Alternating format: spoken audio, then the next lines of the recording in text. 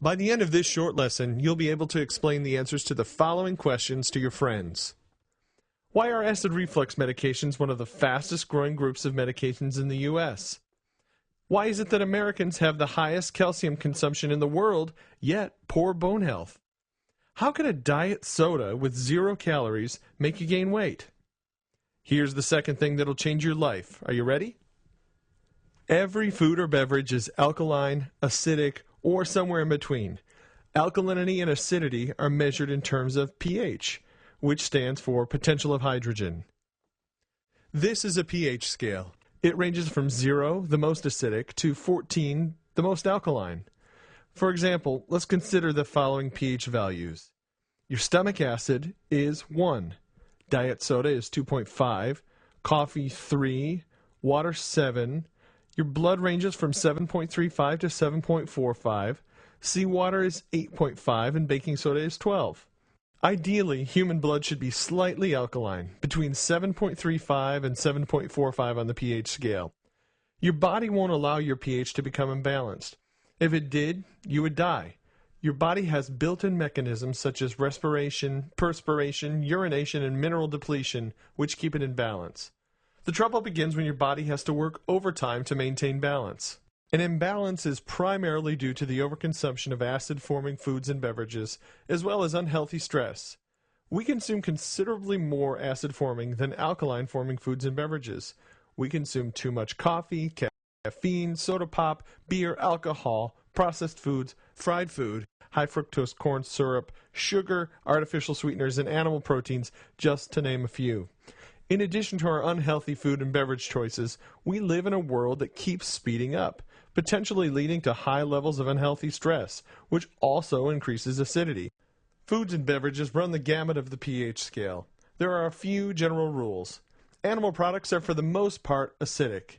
Let's look at ice cream, cheese, yogurt, beef, lobster, chicken, pork, shellfish, venison, and fish.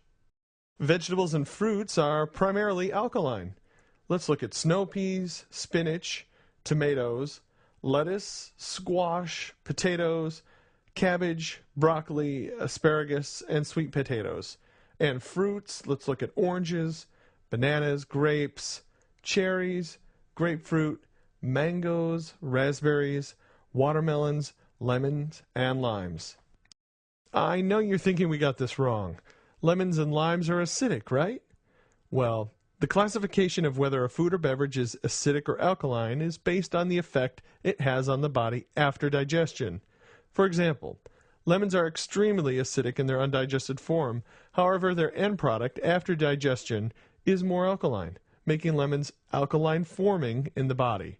A simple way to increase the alkalinity of a glass of water is to add a slice of lemon or lime. Let's see where popular drinks fall on the pH scale. We have soda, beer, coffee, alcohol, and tea. And how about water? Well, let's look at distilled water, bottled water, spring water, and mineral water. Another general rule is the more processed the food, the more acidic it will be. However, just because a food or beverage is acidic doesn't mean it's unhealthy.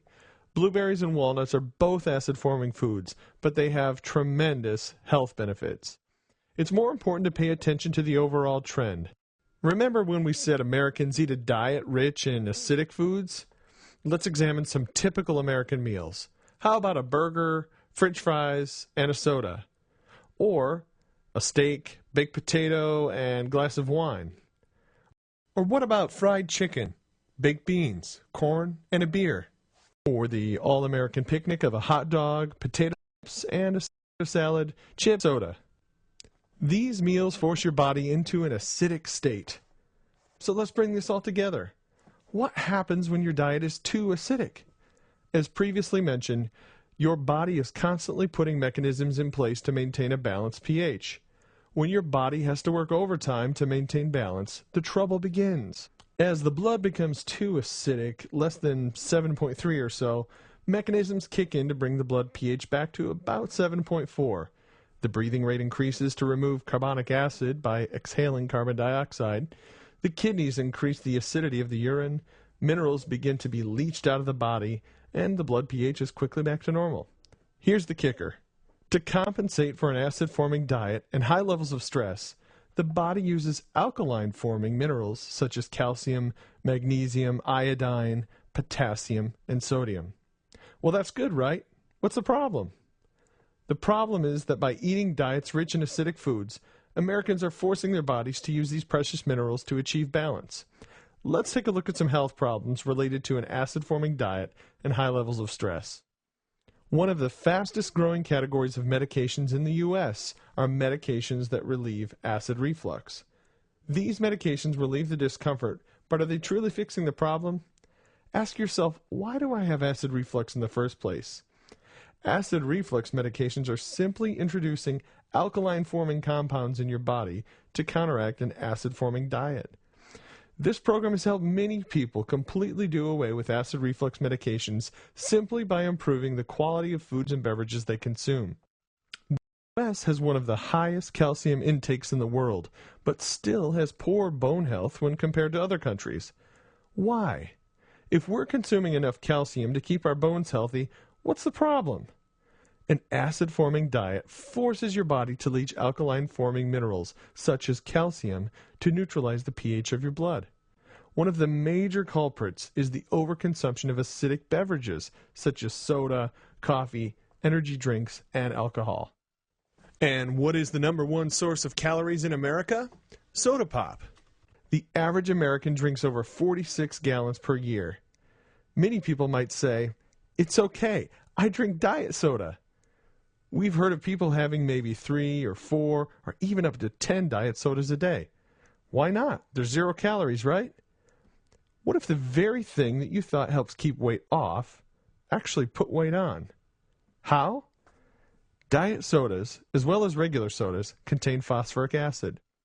Phosphoric acid is right next to battery acid on the pH scale.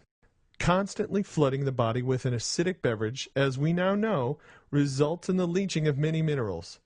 We discussed the leaching of calcium, but now let's focus on iodine.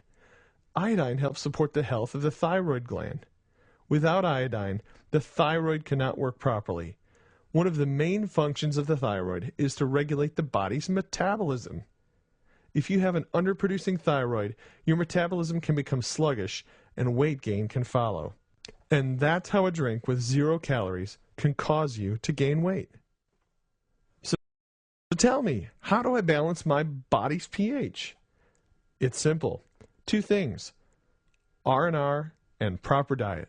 First, rest and recovery. Take time for yourself. Get more sleep. Take regular vacations. And try to get a little downtime each day. Secondly, diet. Consume foods and beverages that have high alkaline levels. Now, there's no need to memorize these foods we presented. In the attachments tab in the upper right, you'll find the food target, which takes the guesswork out of the equation.